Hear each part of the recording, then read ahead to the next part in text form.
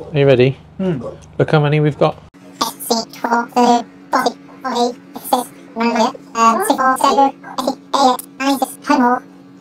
Something. 105, 6, 7, 8, 9, 10, 11. So, some of them will be quick scoop overs as well. Yeah, there's a lot of repeated more ones. than likely, but unless you fuck it up. Stop jumping the gun. Sorry, mate. Fucking going out there. I feel like we're really on top of each other here. Yeah, that's alright. Are you going to do, we'll fly through these because there's 108. I don't know whether we'll get through them all, but we'll try. Should we give it a whirl? Are you you going to do an online Ecollar course? Yes. When can I book in a... Have you tried? What? Is this it?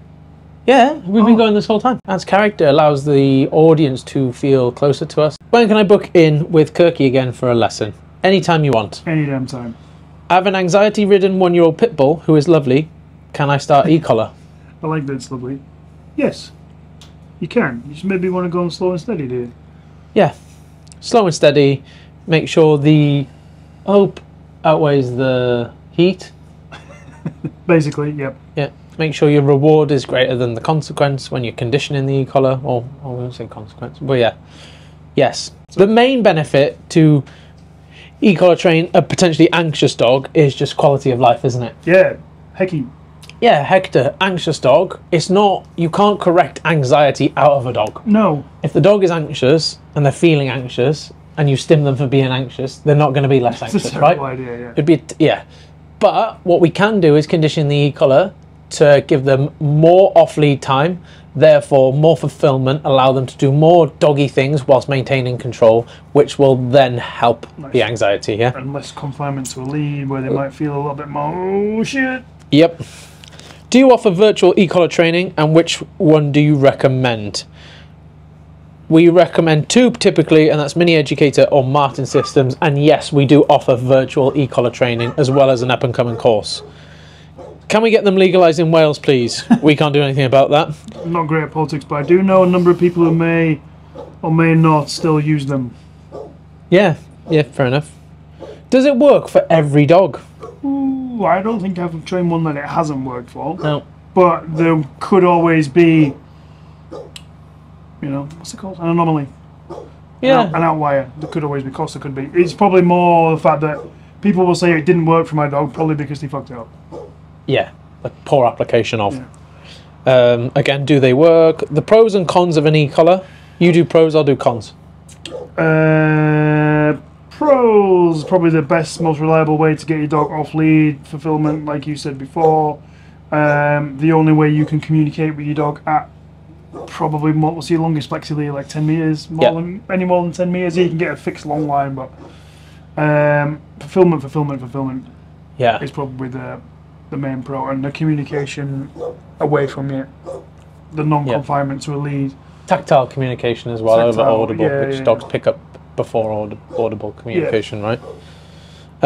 Cons are, these are only cons under poor application. Yeah. Sometimes we can increase the likelihood of unwanted behaviour if we apply the Ecollar at the wrong time or at the wrong duration. They may make you feel socially, like social pressure of the Ecollar, I guess, from others. Oh, you mean like judgment? Yeah. Okay, yeah. But that's not a con of an Ecollar, that's a con of society. Yeah, right. Yeah. But yeah, so fair enough, yeah. Yeah. What other cons are there? Not many, are there, really? Runs on batteries, might run out one day. Yeah. Yeah, you've got to keep them charged. It's like your mobile phone. Yeah, you do have to take care of your gear, don't you? It's like you make sure the clip on your lead works. You make sure your slip lead's not frayed. Like there's the same thing. You make sure it's charged, because if you go out with 1% of battery and it works the first time, but then your dog sees a reindeer and fucks off a flag Santa, then you can't do anything. Yep. People put an Ecollar on their dog. They try and positively punish a behaviour out of their dog, and more often than not, negatively reinforce the unwanted behaviour by, again, poor timing, poor duration, the incorrect intensity. So you need to do a video on what you just told me a minute ago. Oh yeah, maybe we'll do it at the end of this. Yeah, if you've got enough battery, because it was pretty epic. Would you recommend one for my Rotty puppy? Why not? Why the hell not? So long as you do it right, why not? I read something once on, I think I'm on like a Malamar Facebook group. Oh, you shouldn't put it on your dog before 6 months of age. I have no idea. They had no idea why they were saying that. It's just a principle thing, Yeah. isn't it? So Yeah.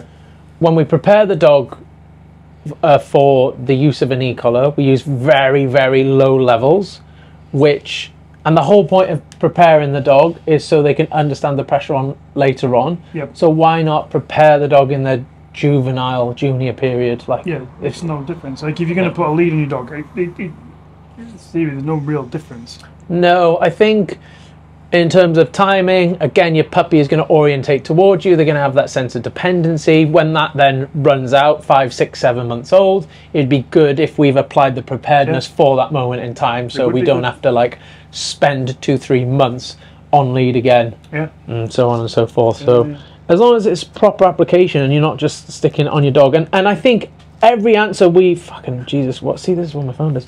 Every answer we give is under the caveat of proper application, proper conditioning, coupling it with positive reinforcement, and getting ideally feedback and guidance from someone that understands the duration, application, intensity of e-collar stimulation, I guess. No question, but it has literally saved our lives with our nervous and reactive rescue. How often do you press the button? Ooh. I've had clients like not use the button for the weeks. Oh yeah. Easily. Yeah. I thought about using the button this morning, but then realised I hadn't turned mine on. That's another failure of e-collars. So make sure you actually turn it on. I took Starkey to the beach yesterday. His e-collar was on. Yep. Got down to the beach, realised I forgot the remote. I didn't go back for it. Didn't need it. So, and like I was confident that. Yeah. You know, that's the level of his training. Yeah. That's I guess the. But dog. The goal of it is so that you're pressing it as infrequently as possible, right? Yeah. Not. I think those trainers that are using it a lot and they're constantly tapping, are not using the e-collar as reliably as it should be used. I think it's going to could be used. You've seen it lead to problems as well with dogs that we've had on assessment because it's been tap. But anyway, different story.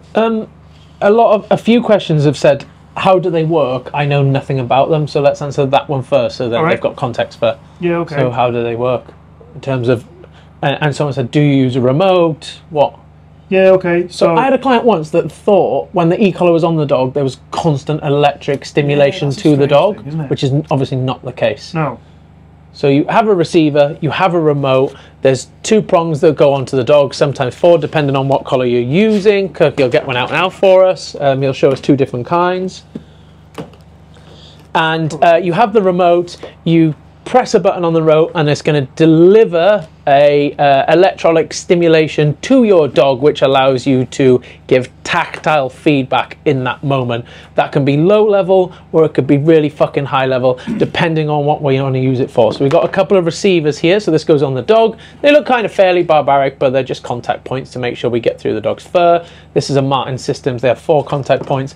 This is a Mini Educator. They have 2 contact points. This goes on the dog. Oh, remotes?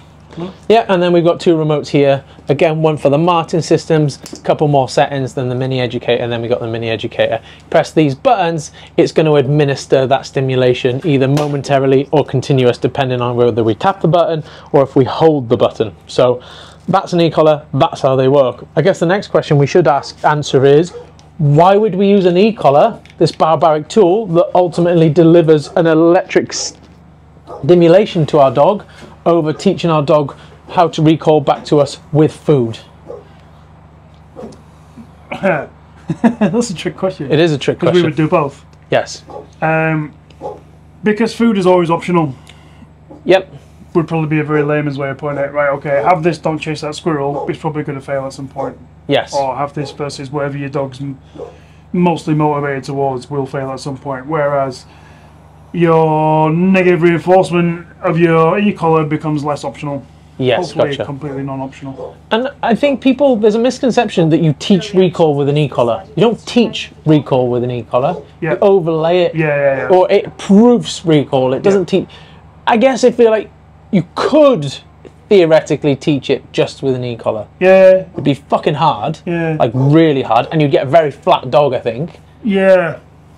But well, I don't know. If you went really, really low, yeah, and you tap, at some point the dog comes in, you almost free shape it. yeah. But you're not allowed to give food. Okay, yeah, fair. So like people think, right, my dog doesn't take food, therefore right. I put the e-collar on the dog and I'm going to teach him recall with the e-collar. Yeah. I think one, you get a flat dog. Two, it would be quite hard. Like you're free shaping it, like negative reinforcement free shaping, like you said. Yeah. So we very, very rarely, well, I've never done that. No. People typically don't do that if we're doing it properly. No. I've not seen anyone do that. We teach our dog recall. We overlay the e-collar on top. Should our then recall fail, which in real life it will, because we're working with opportunistic predators, we are then able to administer some tactile feedback in that moment that perhaps is at a level that our dog would preferably avoid, and therefore we can guarantee our dog come back and bring them out of potentially like a really high state of drive or their prey drive or whatever. So I think the dirty word is like a little bit of disc. Blue's humping Rita. She's barking out the window, mate. Do you want Come and have a look at this. Look at him having a go on it, mate. So in that moment, our dog needs to escape the discomfort of the e-collar to bring them back into the recall, the known behaviour that they already know.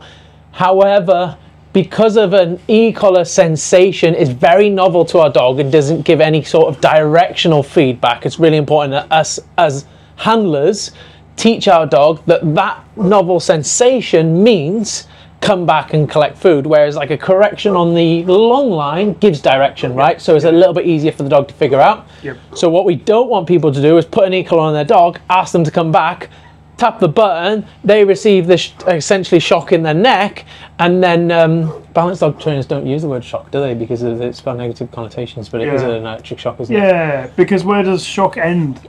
Yeah. Like at what level is it not a shock? Because it can be a shock. Yeah, for sure. So, and you might as well almost just appease the people that attack them and say, yeah, it's a shock, but it's a graded shock and a shock with purpose. Yeah.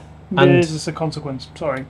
Yeah, and that's what it's there for. And if it wasn't a consequence and wasn't utilised as a consequence, we wouldn't need them. No. We'd just use whistles instead. But unfortunately, some recall fails, especially in the presence of certain distractions, and then we use that escape of discomfort to bring our dog, or discomfort compliance, I guess, to bring our dog back into behaviour. So we have to condition the e-collar. There's different ways you can do that. Between us both, we probably know 4, 5, 6, 7 different ways to condition an e-collar. And we had a long chat about this the other day where it's dog dependent. Chat, huh? It was, wasn't it? Yeah, I was walking around my field doing some e-collar stuff. Yeah, and then I sent you and I was like, I was literally just thinking the same. This is weird. Anyway, we'll fly on with these questions. Now you have a bit of context. So, do you have lessons regarding the e-collar in the online academy? We're unsure whether we're going to release it as a course or in our premium membership in the academy. What we just want to make sure it's really comprehensive before we do, because we don't want people doing... And almost make it like you can't get a bit before you get the next bit. Yeah. Because having done so many in person, errors are made. And although they're not usually catastrophic, you're best off avoiding them. Yeah. There is a margin for error when we use an e-collar, right? Yeah. For sure. Like it's a mechanical. It's like too easy to use to a degree in terms of like you press the button, delivers the stim. Yeah. Like things can go wrong with that. Yep. If you use e-collar, does this mean the dog will always have to use e-collar for life? No. Did you pick your mic back up? Oh, so you had to. No, but why would you get rid of the? That's the old. Yeah. Why would you get rid of the tool that created the? So. What do you mean? Get laughed at. So, if you want to get rid of the e-collar, chances are you want to get rid of that e-collar because of social pressure. Yeah. Like, I don't care that's on my dog. In which case, fuck him. Yeah, that's what we'd say. Fuck him. Take a black one the other day. He does. Yeah, no, fuck off. She doesn't suit her fur. It just doesn't go with her. Nah, yeah, it's the complexion thing. When do you recommend using one as a minimum age? You discussed that. At what point would you introduce the e-collar if long line recall is not 100%?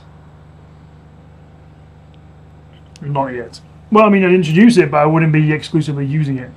Yeah, gotcha. Yeah. So if your long line recall is 70%, you utilise the e-collar to make up that next 30%, but you partner them together along with food until your long line recall is 100%. Then you get rid of the long line. What you don't do is get long line recall to 100%, then get rid of the long line and use Ecollar. You do them together, which people might do, because that sort of makes some sense. No, but so not. We always use a long line when we're conditioning the Ecollar to make sure that when they feel that pressure, the dog comes back to mum or dad to get food, complete the behaviour.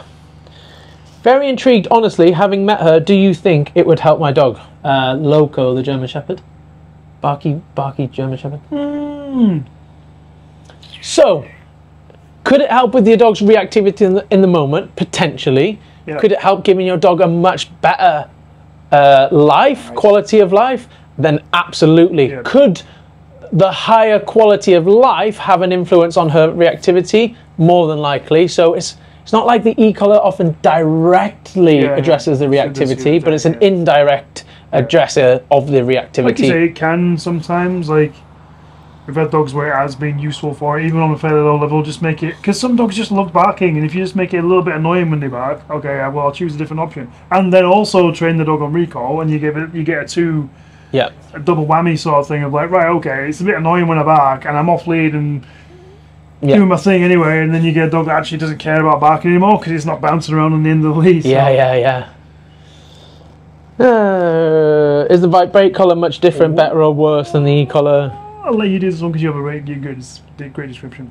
What? Essentially, well, it's like I made a machine, my pet corrector machine. Oh, right, yeah. But it's either on or it's off. Yeah. There's no little bit of level. So your vibrate could be massively traumatic to a dog, or the dog could give absolutely no boots about it, or it could just get used to it. It could be any of those three. So it's a little bit more. The Ecollar, we can find pretty much the exact point in which the dog starts to find it aversive. Yep. Like pretty accurately. Yeah. We can't do that with a vibration collar. It could either be ill-effective, like you said, or scare the fucking shit out of our dog. Yeah. And Ecollar allows us to be much more accurate. So it seems nicer, but more often than not, or 50% of the time, let's say, it's not nicer. Worse, and then the other 50, it's ill-effective. So I don't like vibration collars. Waterproof. Yes. Yes, but complicated. So I believe that the units of most decent collars are waterproof. Yeah. The only one that changes the levels if it gets wet is mine systems. So obviously we know that water and electricity don't mix too well. Mine systems will automatically adjust for that better contact or whatever because of the water, whereas no others, as I'm aware of, do. That's a tech question. That's you. Tech question, nerd I was fucking my dog's just whopping around in the sea yesterday. Got a big box of. How to handle an obvious ignore of a usual low stim? Is a tap 5/10 up good ideas, as some books say? So if our dog blows off the collar, where should we jump up? Question is like, what have you done prior to this blowing off? Because it might be expected. If we were in a phase where we're like just teaching that this is what it means still, and we're still using the long line, I would just stick at what I was before, and then I'd set them up to fail. Yeah. But usually your setups to fail, or so say if we're on your mini educator or your mind systems like your boost or whatever, would probably be because it depends what color that is. Like 5 or 10 on a mind system's massive. 5 or 10 on a dog probably mini educator or a dog is much less so, but it's still more than likely going to be a little more than that on your boost on your mini educator once you get to the point of like, right, you have to. So let's say like this guy's been through all the conditioning, dog knows exactly what it means, done a bit of nagging or whatever it may be. The dog understands that this stim means I need to comply with the recall. And in that moment, the dog is not complying because of what it is investing its attention to is more valuable than the discomfort it's receiving from the Ecollar. How much should we jump up? Is too little of a jump going to build tolerance? Is too great of a jump going to shut our dog down? I'd rather go too great than too little. Yeah. Because I've seen so many dogs that people have tickled it up, and end up at that level anyway. So I'd rather go too much than too little. I wouldn't have thought 5 or 10 if the dog's like totally blowing them off would be enough. Yeah. But you can't. It's easier if you can see them. Yeah, it depends on the dog. Like level 5 to level 15 is massive. Level 60 to level 70 isn't. Exactly. Yeah. so it's all percentage-wise, isn't it? Like we've tried to figure out percentage jumps before, and it's gets very complicated. It does. How do they work? We've answered that. Just thank you, YCA gave our toller full freedom to do things a pig in shit these days. You're welcome. He's a good bloke, he was all. Is it the guy and the dog, actually? Don't tell me his name. Fucking. Come on, it's you, Doug Toller, isn't it? I know. I want to say Manny. Yes. Yeah. Great bloke. What brand do you use? Our last 2 clients have bought theirs from Amazon. Any collar you can buy on Amazon will be a pile of shit, right? Yeah, well, yeah. There's no decent ones on Amazon. No, so I saw someone do tests on this, and the output fluctuates. Right. So your level isn't your level, essentially. If you want an e-collar, come buy one from us, and then we'll also show you how to use it as well. How about that? We've been kind enough to answer all these questions for you, so you should be kind enough to give us some cash, and we'll teach you how to use an e-collar. He needs some new pants. I need some new pants. Would you recommend the knee po approach? That can be certain purposes, yes. Yeah? We're both advocates of knee po, aren't we, mate? Yeah, we don't know. It's probably more long-winded, maybe, but you get a bit more out of it. It's like what blue and Rhea are different. So blue's knee po and he's flying off it, but Rhea was a bit more of a rein neck in a bit. Yeah. We should do a tale on her Ecollar experience, because it's one of the only ones that I've seen go wrong, but not because of the reasons people think. What? Yeah. Do you remember? Oh, with the spray. Yeah. We will do that. We'll do a whole video on it. Yeah, it is. Interesting. If a dog has a solid recall, approximately how long does it take to add the e-collar? How long is a piece of string? How many sessions are you doing? Yeah. How many reps? It doesn't take long though. I think the quickest I've done it with a resi dog was 3 days, but his recall was mad. Like very, very, very, very, very good. Very, very tolerant dog. Very food driven. Introduce an e-collar to give freedom whilst working through reactivity, or fix the reactivity first. We've kind of answered this already. Yeah. The freedom that the dog has due to the e-collar will help with the reactivity. Yeah. So you can do both simultaneously. You can even perfect your recall on the e-collar first before addressing the reactivity, in my opinion. Yeah. But you would still probably grade where you start giving freedom to, right? You wouldn't correct. Go, right, yeah. Dude knows e-collar. Let's go to Brownie Park whilst it's the Frenchy meat. No, yeah. That's correct. The Frenchy meat. Frenchy meat, there we go. Could they work with a reactive dog that goes mad at anyone who comes to the house? Yep. Yes. Done it. Yeah, very effective. Probably the most effective way of dealing with defensive behaviour. Have we a dominant spaniel who has bitten more than once? Could we utilise one of these? Let's not answer that question, because that could be dangerous. Yeah. Could add fuel to the fire, adding in more conflict to what sounds like a not very good relationship. More info required. I would ask this person to book a consultation with us, whether it be via Zoom, in person, or whatever it may be. We need a bigger picture there. Are they waterproof? Yes. Ignore that one. Brand recommendations done. Have you turned it right up and done it with yourself? Yes. Turkey took 100 on his neck. I think we've got it on video.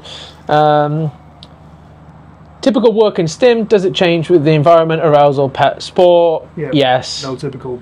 There is no typical, no. And there is no working level. What are the benefits? We talked about that. Yep. Is it illegal in the UK? No. Receiver on the... Some of the UK. Oh yeah, so it's legal in England where we are. The UK? Yes, yes it is. Almost there. A receiver on the flank. Thoughts? Never done it, have we? Never done it. Can tail it. Can put it on the tail. Good for bird dogs, e.g. Vizslers. Yes, because they go into the predatory sequence very, very quickly, because their job and their strongest part is to point. So capturing them before they get to the point of pointing, chances are they're going to see the squirrel before you, and therefore you've passed the point of no return to bring them back with perhaps a strong marker, hence why you see a lot of Vizslers and bird dogs wearing e-collars as opposed to maybe a Lhasa Apsos, because the stronger dog, they go into the predatory action sequence. Yeah, I think so. Yeah. Predatory you can call action it whatever you want, sequence. anyway, 'cause it sounds right. Yeah, sounds right. The predatory action sequence, the strongest part of that sequence is really early on in that sequence. So getting them before that really difficult, because, and this is why when you're out and about, your bird dog will be pointing at something that you cannot see, because the chances are they have seen it and you have not. So getting the recall in before they've seen it is hard, because they've seen it before you. How do you start? Ideally, like food motivation. Yeah, so first things first, we always want to partner the e-collar with food to make sure it's something that is pushing our dog into behaviour, not just shutting our dog down and squashing our dog. We can also make the e-collar a opportunity to seek something good, not necessarily like, it's not a good thing, is it? But we can make it an opportunity to seek a good thing, is my point. Yeah. So if like you turn on the Ecollar around blue and it makes that do noise, he rams his head through it because it's like, oh, we're doing something. Yeah, it's the opportunity to run around. Yeah, but it isn't in itself. Yeah. Fitment, be told tight below the ear, but I feel this is wrong. Snug but not too tight. Yeah. If you have it too tight, it'll like dull down contact. Yeah, it can. And it can give you more like of a muscular contraction rather than that fizzing kind of... Here's a good one. Where does the hate come from? Oh. I think hate comes from the rhetoric that you can teach a dog a bulletproof recall with food, long line and toys, regardless of the distraction. So therefore, why would you want to stimulate your dog with electricity unless you were lazy, uneducated, or wanted a quick fix? So which is not the case. But if you believe that was the case, then of course we would train dogs with Ecollars, food and toys exclusively. But unfortunately that is not the case. So if we want to have our dogs off lead, but they are going to be less biddable than your Labrador with crazy food drive, let's say, and has a higher prey drive, then we want to look into utilising, or we would potentially look into utilising an e-collar. But if that wasn't the case, we would do it with food and toys. Yep. Of course we would. Well, who fucking wouldn't? I initially tried it all with Blue. We used a Whippet mix with rabbits.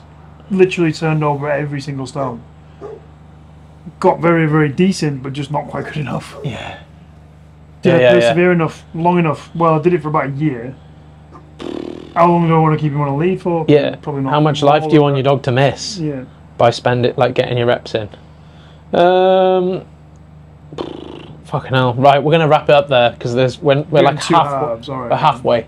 I might answer the rest on the story, like waffly. Yeah. But yeah, we'll maybe do it, or we'll maybe come round on. There was an interesting one that I saw where it was like there was gear reverse. Yeah. So if the dog's gear reverse, get the dog non-gear reverse first. Yeah. So find your very lowest level that your dog can feel it. Or before that. Whack it on pay, whack it on pay, whack it on pay. Oh, okay. Anyway. Old school style would be your dog doesn't eat unless there's an e-collar on him. Yeah, feed him twice a day. E-collar goes on. That thing on his head. Yeah. Whether it's an e-collar or a normal collar or whatever. Once you have proved the e-collar, though, it's very easy to make it a good thing. If your e-collar goes on your dog, or if the only time your dog gets freedom to be a dog and do all the things they want, whilst the e-collar's on, very, very quickly your dog is going to think that's the best thing in the world. Which is, yeah, exactly. Loves it. Like, there's no greater reinforcement than freedom, because of whilst your dog is at liberty, they can go and find the best reinforcement in that moment. Yeah. So it's almost like the lottery. So as soon as you get to the point, so even if you fuck your e-collar condition up a little bit and it flattens your dog out, when you get to the point that you're able to use it for what you want to use it for, your dog will very quickly like it, because turns out they can put two and two together. Yeah. You know, so like, even if you have had a bad experience with the e-collar and someone's put it on your dog and flattened them out or whatever it may be, work through it to the point that you can use it in real life, and very quickly your dog will find that e-collar a good thing, and perhaps you don't even have to worry too much about counter condition it, because go on, keep going. Because of it's going to be associated with potentially the most potent reinforcer you can give your dog, which is to be a dog and go and fulfill their genetic coding, which that is all the dog wants to do, because it's pre-programmed in their brain. So We'll finish on that note. Yeah. So. If you want your dog to be happy, then potentially look into Ecollar.